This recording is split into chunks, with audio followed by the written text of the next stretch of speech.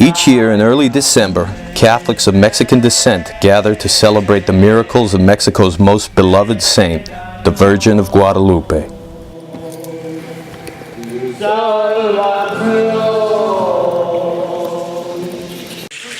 For UCLA theater professor Jose Luis Valenzuela, it's a time to pull off a minor miracle of his own. For the sixth straight year, Valenzuela and his associates from UCLA and the Latino Theater Company will turn LA's downtown cathedral into the setting for La Virgen de Guadalupe, Dios Inantzin. This grand-scale pageant of music, dance, and theater tells the tale of Juan Diego, an Indian peasant who in 1531 had visions of the Virgin in the hills outside Mexico City. The free Spanish-language performance, which is expected to draw close to 7,000 people over 2 nights, has become a community tradition. The bulk of the play's 120 performers are locals, not actors. Yeah, we have 9 professional actors and professional musicians, but the rest of them are community members. I mean, all the dancers, which are many, and tomorrow we'll get more, and the day of the performance more will show up.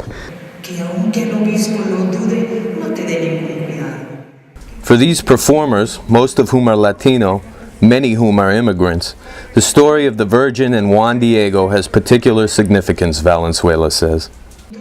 Diego, who was baptized shortly after the Spanish conquest of Mexico, was a man caught between 2 worlds, rejected by both his indigenous brethren and by the Spanish Bishop of Mexico, who dismissed the notion that the Holy Virgin would reveal herself to an Indian.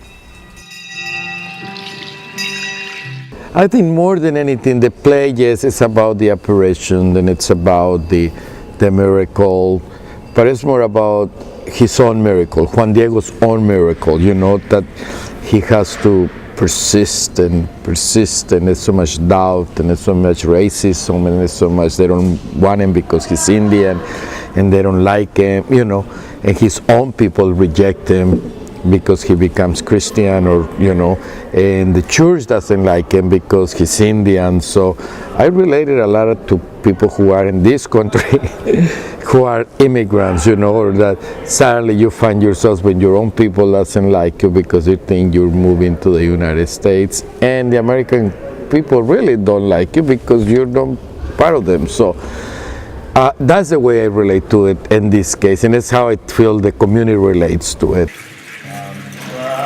Valenzuela says that reaching out as a UCLA professor can help reassure some of the younger Chicano and Latino pageant participants who might feel a sense of displacement or isolation that there is a place for them within the broader society, and can help inspire them to make the most of their opportunities.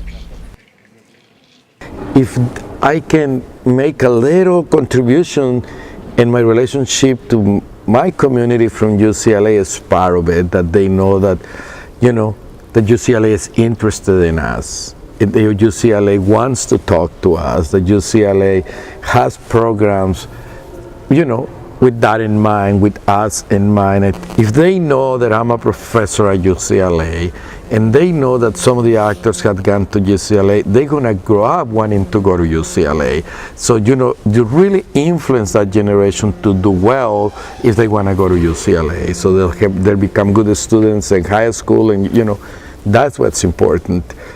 This is how we influence a generation of students that need to come to us, you know, to better the community and themselves.